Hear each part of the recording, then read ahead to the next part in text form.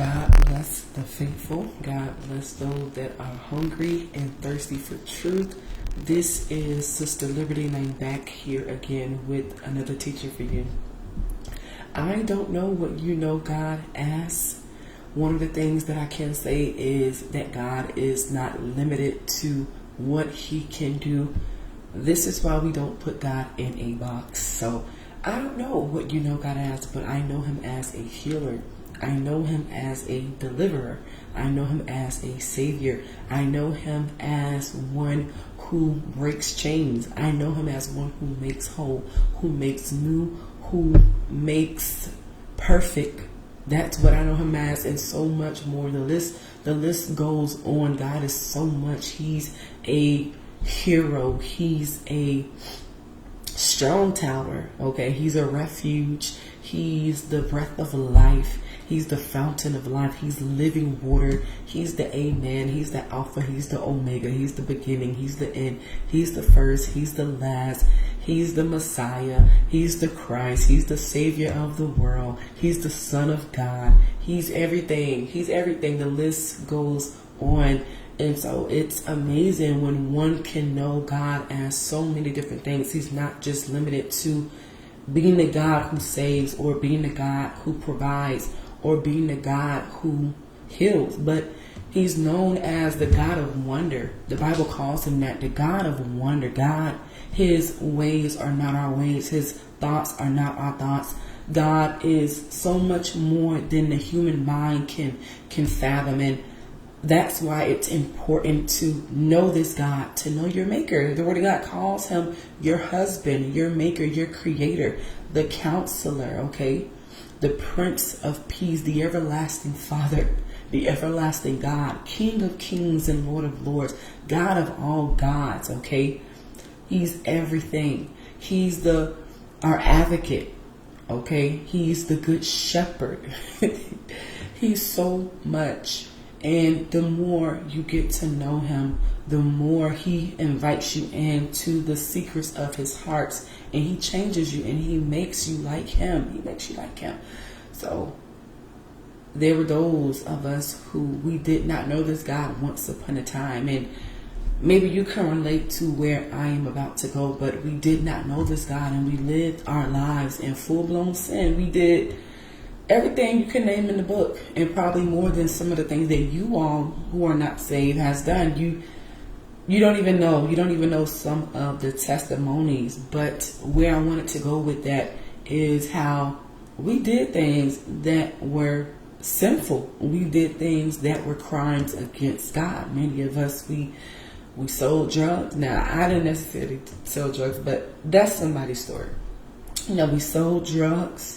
We lied on taxes, we gambled, we lied on other governmental documents, we lied to get that apartment, we lied to get that car, we lied to get that job. We were fornicators, we fornicated, we engaged people sexually and intimately, who we were not permanently committed to.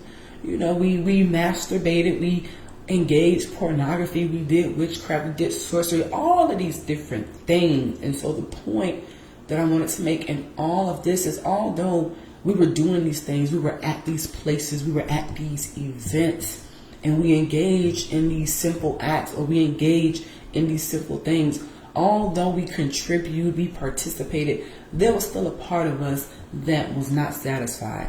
There was still a part of ourselves that were not whole, that was not content with what we were doing. So although we were at the party and we were drinking, we were smoking, or at the club and we were engaging in that act, there was still a part of us, although everyone else is having a good time, you were that one individual who felt like, man, this isn't it. There has to be something more to life. Why am I not enjoying this just as much as everyone else? And I can say that because that was my story. No matter where I went, no matter who I was with, if it was at a game and, me and my friends were, dressing in a provocative way, I always felt out of place. I always felt like, what am I doing? This is not me. Those are the ones who have been ordained to spend forever with God. Those who feel out of place, They feel like they don't belong, they don't fit in. Why can't they just be accepted by the world? Why can't they just do what everybody else is doing? Meaning, they can't seem to act like that person is acting and get the same results. They can't.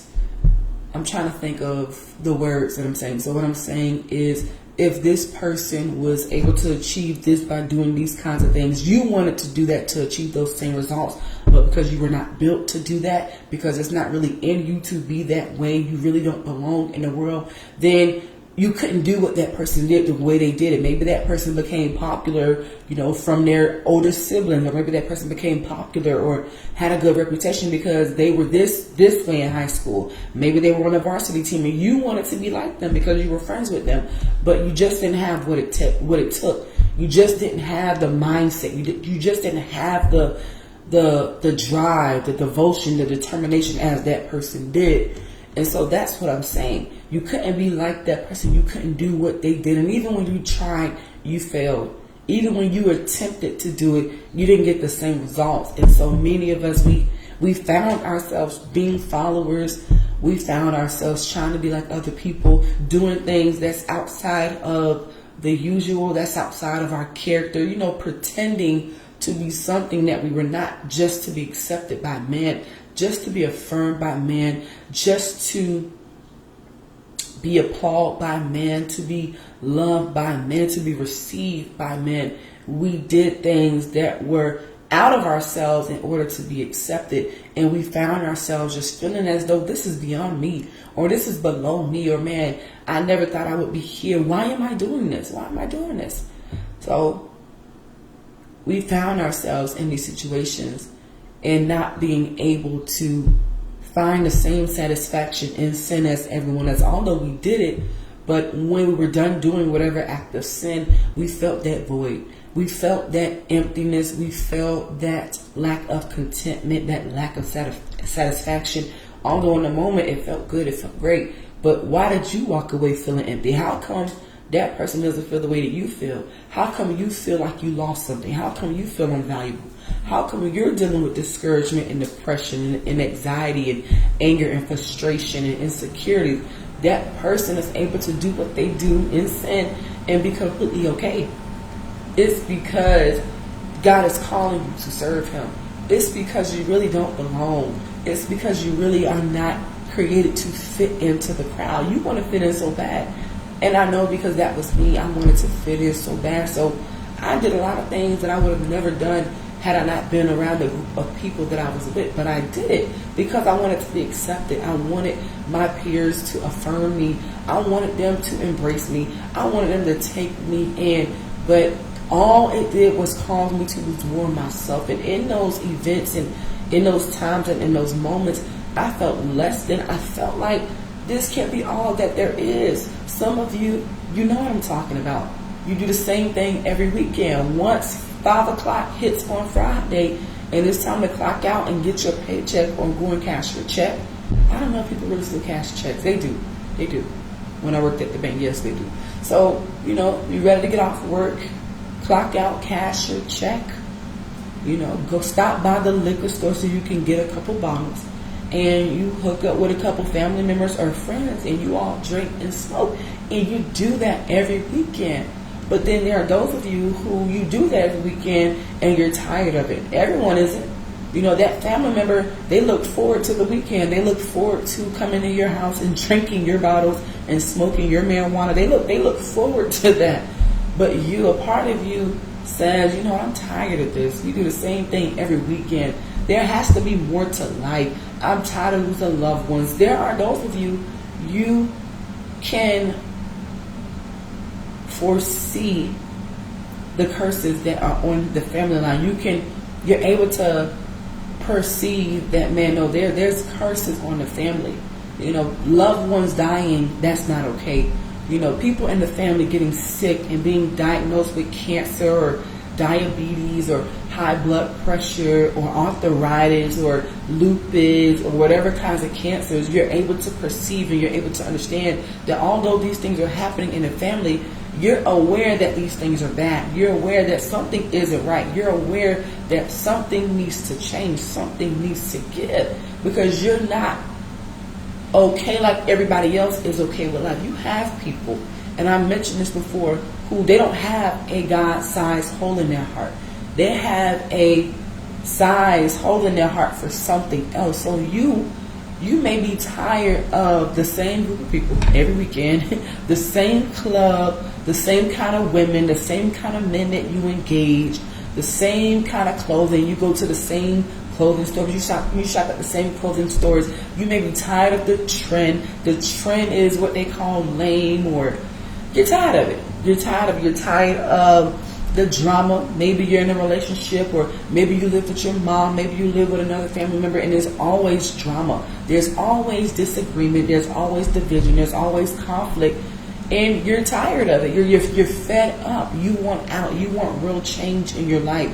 You're tired of dealing with those emotions of feeling low, of feeling insecure, feeling less than, feeling unvaluable, feeling like you lost a part of yourself because you gave yourself to someone that you are not permanently with. You're not committed to this person, yet you sexually engaged this person because you felt in a moment like that was what you needed, because you do this so often.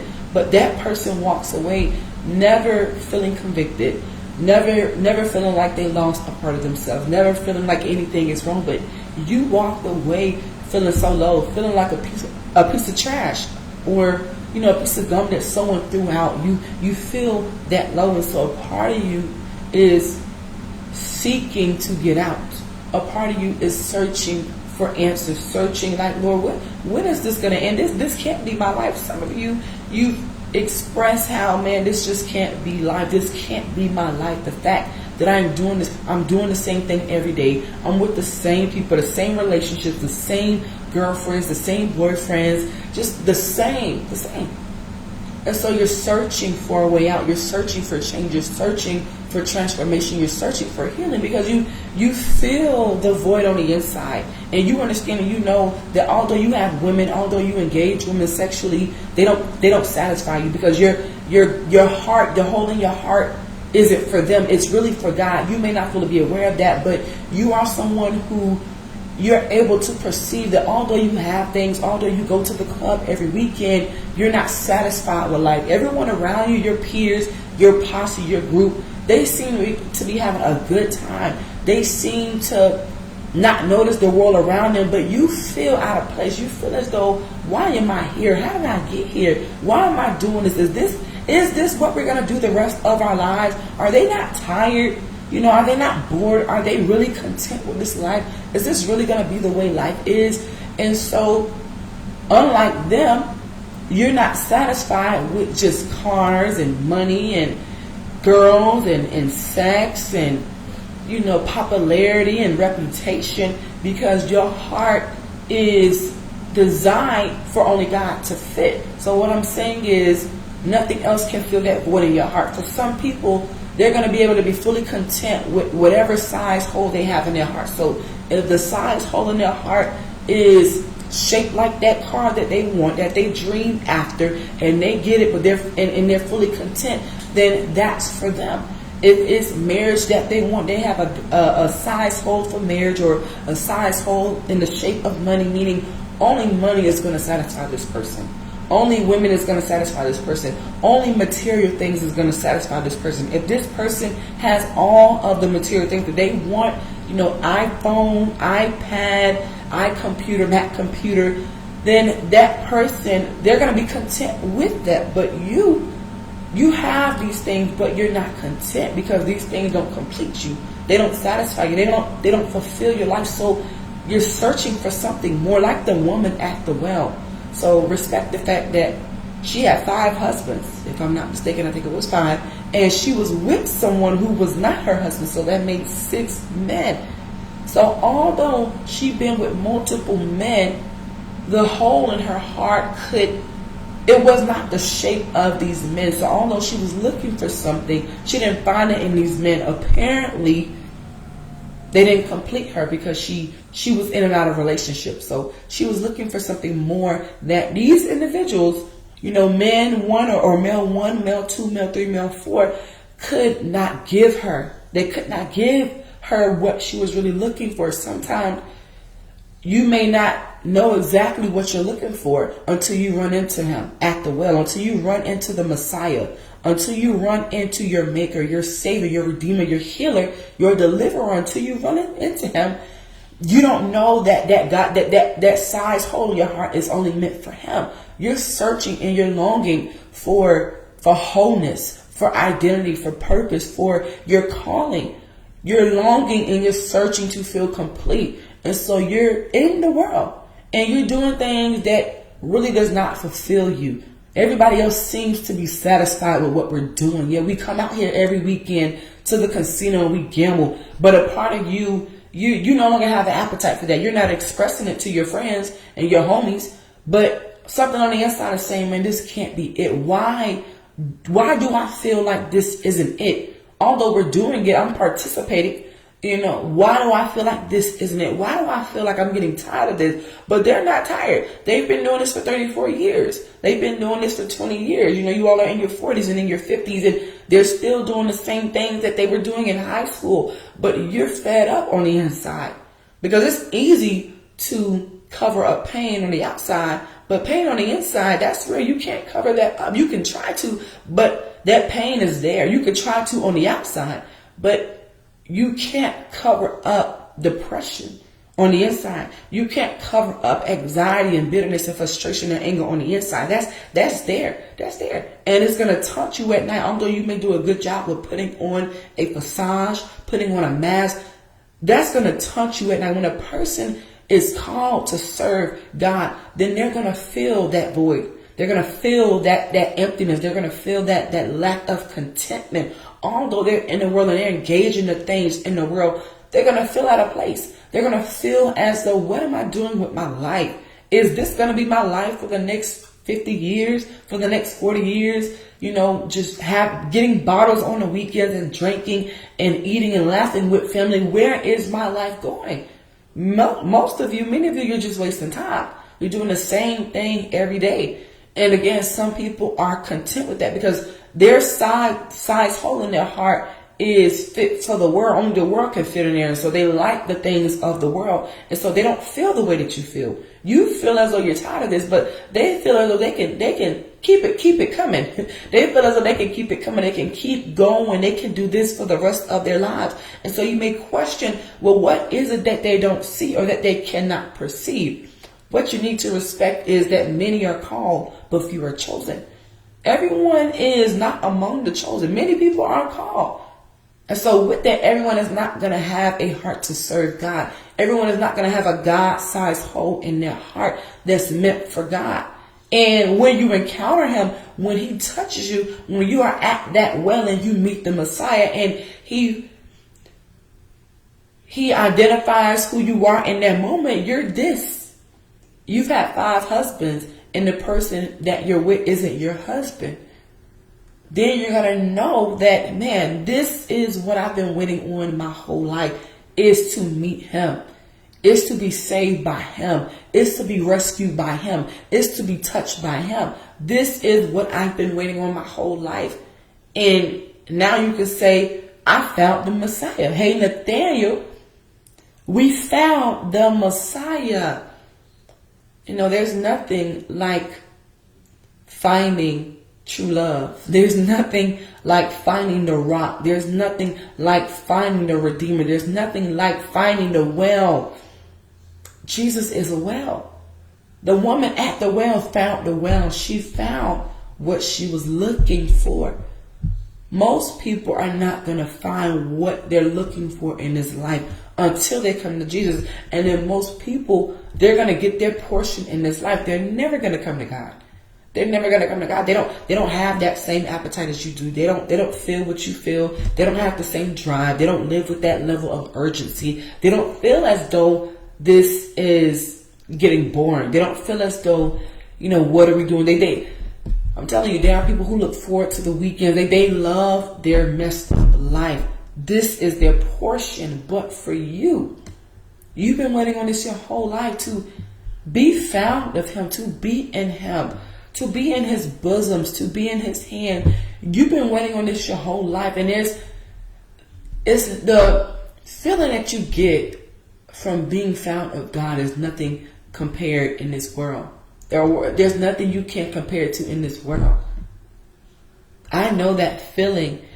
It really does feel as though, man, this is what I've been waiting on my whole life. And then you begin to think, oh, okay, so that's why I couldn't fit in. That's why I didn't make that team. That's why I couldn't do that like them. It's because I wasn't supposed to be in the world. The whole time I was supposed to be in you. The whole time I was supposed to be serving you. The whole time I was supposed to be yours and you were mine. The whole time.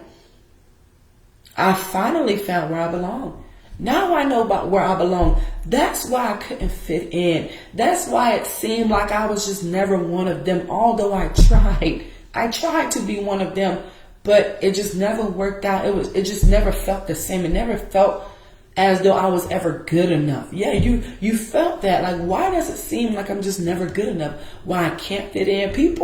Some people are able to touch that and to perceive that, but most of them, they never get to a place where they realize, oh, it's because I'm supposed to turn to God. I'm supposed to turn to the Messiah. So most people, what they do is they kill themselves because they understand that they just can't fit in. Why was I born? Why am I here? Why is life so hard? Why is it so hard for me to make friends? Why is it so hard for me to get a girlfriend? Why is it so hard for me to get a boyfriend? Why is it so hard for me to be popular and for me to be recognized and for me to have that reputation? Yeah, it's because you were not meant to fit in. That's why you never could fit in. You are called to serve the Lord. You are called to be a son. You are called to be a king and a priest. And so he's calling you. He says, if you draw near to me, then I'll draw near to you. But you need ears to hear that. You need ears to hear that. If you are able to perceive that, man, no, life is hard. Life does not satisfy me. I want more. You're looking for something more. You don't know what that more is yet. Again, like the woman at the well, she's such a good example. She was searching for more. She was longing for more. She was aware. Something on the inside of her, although she was broken, because all of those men that she was with was a cover-up. So sometimes we can do things that are cover-ups that it really exposes what's on the inside. So the fact that she'd been with 5 men, married to 5 men, and the one that she was with, she wasn't married to, that was a cover-up for the lack of satisfaction and contentment that she felt on the inside. Man, this woman is broken. How do you know? Well, she's been with 5 men and none of them seem to have satisfied her. So sometimes we can do things like that. We can cover up. Sometimes it can look like a person going to college and focusing on their career. It can look like someone wanted to start their own business. It can look like someone who just want to be alone. They want to be isolated. Or it can look like someone who's been in multiple relationships. They're always at the bar because they're looking for their perfect man, or he's looking for his queen. It can look like that. Why is that your focus? Why is that your desire to find a perfect man, to find a perfect woman? Sometimes it is a cover up for what's underneath. But Jesus was able to break past that. That's why I can say there's nothing too hard for God. That you can't limit what he is, because the way God works, your mind cannot fathom. So he could break beyond the pretense. That does not intimidate God. The fact that we know how to cover up, the fact that we know how to play the part, that does not intimidate God. He can break past all of the pretense, all of the fakeness, all of the facade, all of the makeup. He can break past that, and he knows how to get to the core of our hearts. So he can tell them, no, I know what you're really looking for. Let's have this conversation. So the men that you've been with, you are no longer with. You were married to them. And he says the person that you're with now, you're not even married to, because you're not sure if he's the one. You're not sure on whether or not you should make this move. And so he engages her. And after he tells her everything that she's done, then she's open now. She's open now. And she can perceive that, wait a minute, this is what I've been looking for my whole life. This is the missing piece to the puzzle of my heart. This is that God-sized hole that only he could fill. And I found it. And so there are those of you who you're searching and you're looking. The things of the world are not going to satisfy you. They can't. They have not. You do it. You partake in it. You do it every weekend. But there's a part of you that does not feel content. There's a part of you that does not feel satisfied. You are looking for more in life. And you're aware that more is available. You're aware that no, there's something more. There is a God. And I know going to church on Sunday, that isn't enough. You know that there's a higher power. There's a higher truth. There's higher dominion and higher glory. And so you're searching for that. And you've decided that you're not going to stop until you find it. You've decided that you're not going to let up. You're not going to quit until you find him and until he touches you and until he transforms you, because you're aware that there's something more beyond life than sleeping around with women and getting a bottle and drinking and smoking every weekend with family members. You're aware that there's something more. They're content. They're content with life. They don't feel the way that you feel. They don't see what you see. They don't understand why you're not enjoying the marijuana, why you're not enjoying the weed. They don't understand. They don't understand why you're not getting high like everybody else. You're the one who feels out of place. You're the one who feels out of order. You're the one who feels like, man, why do I feel like I don't belong? And these are family members. These are family members, but yet you still feel out of place. You go to work, everybody's laughing about the same silly stuff, but you don't have the same appetite as they do. It's because you were ordained to serve the Lord. It's because God is calling you out of that light. He's calling you out of the world. He wants to touch you in a way that you could never imagine. He wants you to get to that place where you can understand that, no, this is what I've been waiting on my whole life. I thought what I was looking for was found in women. I thought what I was looking for was found in money. That's why I chased money. That's why I chased cars. That's why I chased career, because I thought that what I was looking for, what was going to complete me and satisfy me, was in the world. And so many of us, we went down those paths, those dark paths, doing all kinds of things, thinking that, well, maybe this is the answer. Maybe this is the door to what I'm looking for. So you open door number 1, you open door number 2, door number 3, and it's not what you thought. You did it. You engaged. You felt that pleasure in the moment, but why didn't you feel satisfied? Why did you walk away feeling less than? Why does everyone else seem to be okay with the way things are, but you, something about you is like, no, this can't be it. This can't be it. This can't be all that there is. So God knows. God knows those who he has called. God knows those who he has put a God-sized hole in their hearts to where they can only be filled with him. I know you think that this is what you want and this is what you need. Maybe you need a new computer. Maybe it's a new iPhone that I need to satisfy me. Maybe it's a new car. Maybe it's a new house. Maybe I need to move. Maybe I need to travel. You're going to do all these things and you're never going to be satisfied, because the hole in your heart is only designed and crafted to fit God. Why? Because you're different. And you feel it. You feel it. You're different. Yeah, you're not like the rest of your family members. You're tired of the curses. You're tired of death. You're tired of people in your family getting sick. You're tired of this life. You're tired of doing the same thing every weekend. As far as you're concerned, you're wasting your life. You're wasting your life because you do the same thing every weekend. You get a bottle, you buy a bottle. You know, y'all smoke, y'all eat, order pizza. And, you roll into the next day with a hangover. And you're the one that's tired. They're not tired. They look forward to the weekend. Hey, so are we getting a bottle this weekend? I'm paying, You're in the midst of that and you feel like you want out. Man, I'm tired of doing this. Man, I feel broken on the inside. Do my family members, do my friends that I'm here with smoking, do they not feel that emptiness? Do they not feel that void? Do they not feel that hunger for more? Do they not feel a lack of insecurity? Do they not feel broken? They don't. But you feel it.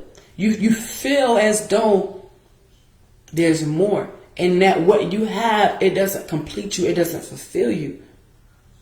So the Lord knows those who he's ordained, those who he's called, those who he's drawing to him. You want out and he's inviting you out. He's providing you a way of escape so that you can turn to him, so that he can save you, so that he can fill you up for real with what you've been longing for, what you've been waiting on your whole life. And when he fills your heart, when he fills that void, when he fills that puzzle piece and you feel complete, you would then have to ask yourself, man, what took me so long? What took me so long? This is what I've been waiting for my whole life. This is what I've been looking for my whole life. And nothing else fulfills me like him.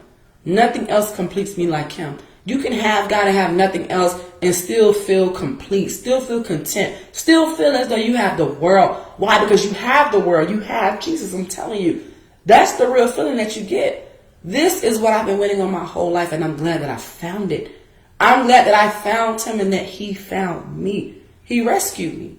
He saved me. He redeemed me. He gave me a new identity. He gave me a reason to wake up and live. Because before, you used to ask God to not let you wake up. Lord, don't let me wake up. God, please, if you can, don't let me wake up. Don't let me see another day. I'm tired of this life.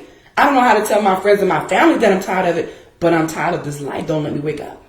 Now you have a reason to live.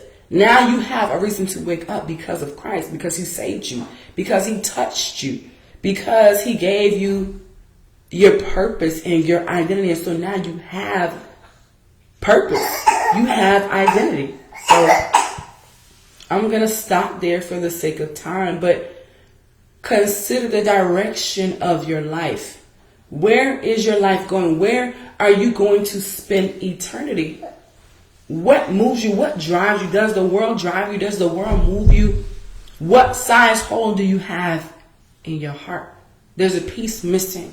But is that piece God that's missing, or is that piece the world, things of the world? Because some people are going to get their portions in this life, and then there are those who are only going to be satisfied with God. And they're not going to be satisfied with the things of this life until they find God, until they turn to God.